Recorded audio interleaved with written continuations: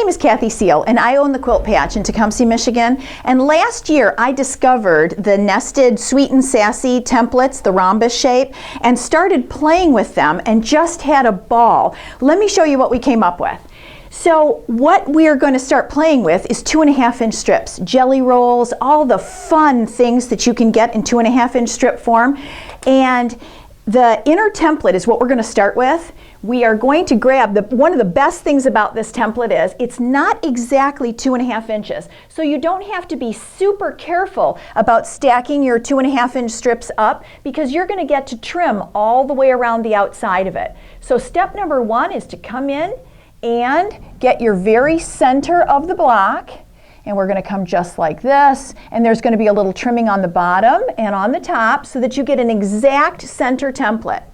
The next thing that you're going to do, for every 5 of these, and this is part of the Nested Gems, the CLP, the new CLP pattern, for every 5 of these, you're going to pick one 2.5-inch strip that you really love with those 5, and you're going to cut it in half. So you're going to be working with 2 1.25-inch strips, and the next thing we're going to do is take these, and we're going to go and put them onto the 1.25-inch strip, and we're going to bring it down at least 1/2 inch so that there's enough to trim off when we come after we've sewn them on and pressed them. We're going to sew them all on just like that.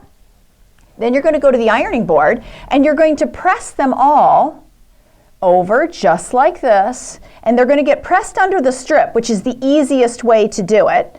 So they all get pressed underneath the strip just like this.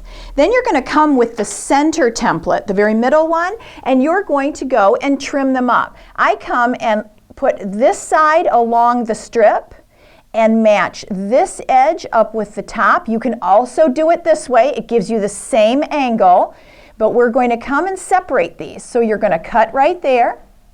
And then you're going to slide down and do the exact same thing. When I sewed them together, I leave almost no space in between so that I don't have little extra bits of fabric. I butt them right together when I'm sewing, and I'm going to match up here, and I'm going to make the next cut and go all the way down and separate all 5 of those pieces. Now you end up with this piece right here. The next step is to come with your other 2.25-inch strip or whatever's left of this one, and we're going to come and do the exact same thing on the opposite side, making sure that we're down at least 1/2 inch. We're going to line them all up again, we're going to press them, and we're going to separate them, and then we're going to do the other 2 sides. You have enough with these 2 strips to go around 5 centers. Once we've gone all the way around in exactly the same way, we're going to come with that center template again. This is just slightly, this piece is just slightly bigger than what the template is. So we're going to come and center it, and we're going to trim all the way around the outside edge, just like this. You're going to cut all these little bits off, and you just have a little bit, so there's no waste on this step at all. And we're going to go just like so. Now, when I center this piece in here, I just eyeballed it. So I just eyeballed, but if that's not something that you want to do, if you want to teach exact, you can go and take this, fold this up and put a crease right here and right here. Fold this over, make a crease right here and right here. The templates have these little registration points right in the middle so that you can line them up and have it be exactly in the center. I sleep perfectly well at night just eyeball centering and trimming it. Once we have this, all these pieces are framed with the center one, we're going to come in with our next 2.5-inch strip that we love with it. Let's bring this guy back. So for every 2 of these, we get 1 strip. We're going to do exactly the same as what we did before in this step. We're going to put it on just like this. We're going to stitch down, only we're going to have 2 pieces instead of the 5 so that we can get all the way around the outside.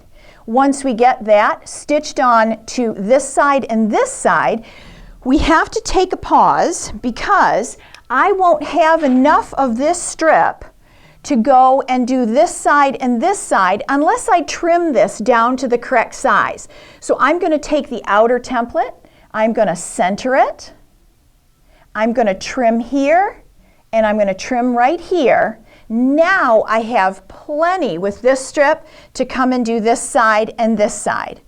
Once I've sewn those on and gotten them pressed, now I take and I get to trim up one more time and get it to the exact size. Now I've already trimmed this side and this side at this step. Now I just have to come and trim this and this. And now I have my beautiful rhombus block, just like that. And we're ready to take the last step. And this one is absolutely the most fun because you get to take all of your blocks and you arrange them in whatever color order that's pleasing to your eye. And then we're going to come with the setting pieces right here that go up in the corner. Now I didn't go and pre-cut those into the exact shape. I worked with large shapes. They are simply the size of the outer template, and we're going to stitch those guys in just like this. This top one goes right up here. This one goes in just like this. And this one comes right here. And you're going to go all the way around the outside with the full blocks. Now what we're going to do, after these are sewn, you're going to have that 1/4 inch extra. Make sure that you leave a 1/4 inch past when you trim this up so that you have the points coming right to the edge. If you trim right here to the edge, of course it's going to come in. So make sure you understand that you have to leave that 1/4 inch past when you're trimming it up. Now I know that that exposes a bias edge to the outside, which is sometimes a little dicey to put a border on.